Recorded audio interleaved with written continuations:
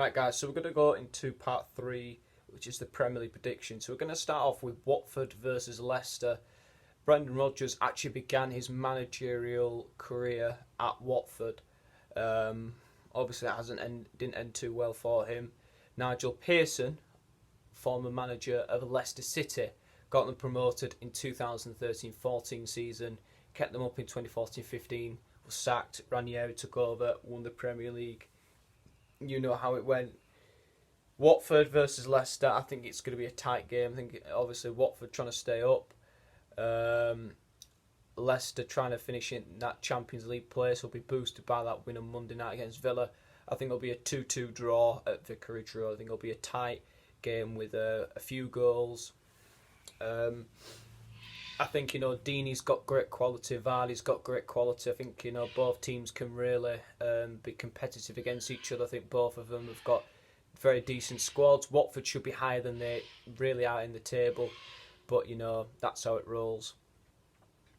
Bournemouth against Crystal Palace. I think Palace are in fantastic form. I think they will get a fourth win in a row. They've won the last 3 1-0 against Newcastle, Brighton, and last week against Watford. I think Crystal Palace will come away with another win. I think they're going to win 2-1 away at Bournemouth. I feel that they can go to the Vitality Stadium, pick up a impressive away win against the Cherries. They did lose their last season 2-1. I think it will be 2-1 the other way this time in the Premier League.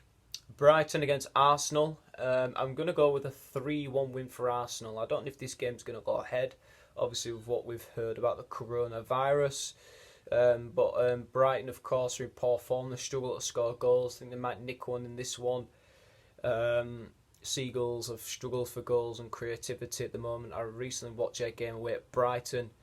At home to Crystal Palace, and obviously they lost that game 1-0.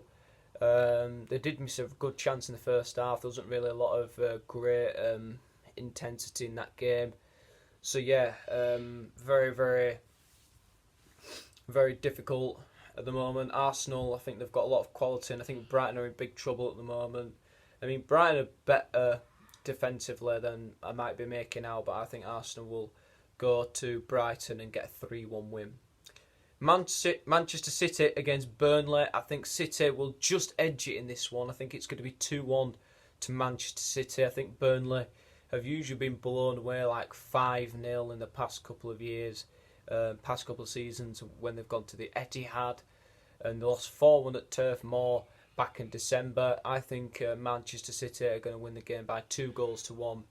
I don't think it will be an easy game by any marks at all. Sheffield United travel up to Newcastle to face Steve Bruce's side at St James's Park. I'm going to go for a 2-0 win for the Blades in this one. Sheffield United are just on a roll at the moment. They just keep going and going and going and going. And I think it's a great story. I think they'll win 2-0. Norwich against Southampton, bottom of the Premier League against Ralph Hasenhüttl's Saints. I think Southampton are pretty much safe. They might argue against that. They're not that far away in terms of points, of reaching 40 points. Norwich City have given themselves a good chance of possible survival. I think it's a must-win game if they want to stay in this league. I think it's absolutely huge. They've got Manchester United in the FA Cup a week later at Carrow Road as well. I'm going to go for a 1-1 draw. I think it'll be a tight one.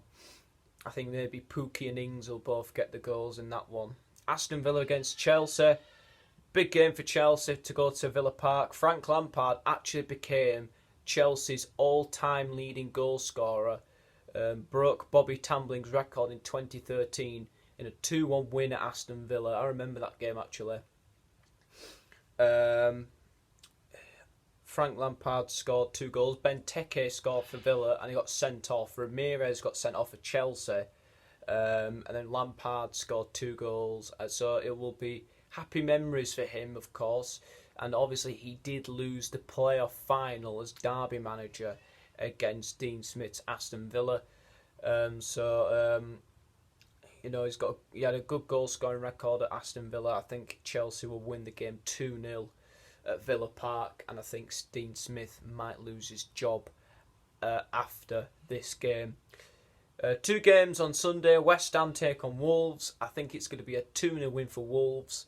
I think they'll have far too much in the game for West Ham. Although West Ham have played well for the past couple of games, I think Wolves will have a bit too much for them in the end. Tottenham against Man United, the big game of the weekend. Or you could argue that's the Merseyside derby. I'm confident, but Jose Mourinho might have a plan. This is a game we usually would lose. Tottenham, a team with a good few injuries. I don't know whether we'd turn up with arrogance, thinking, we've already beaten Spurs. No. We cannot have that attitude. My prediction is a 3-1 Man United win. I think we will turn up. I think we will perform well. And I'm hoping for a good game. The final game is the Merseyside derby.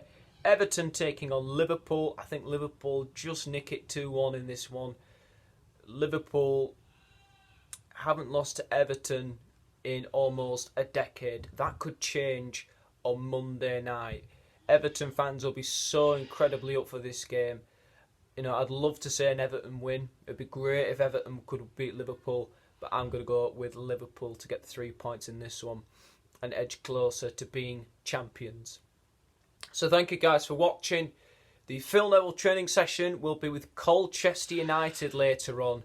And the decider this week, if it does happen, Brighton versus Arsenal. Please leave your comments below for your opinions on what we've discussed today. Thank you. In a bit.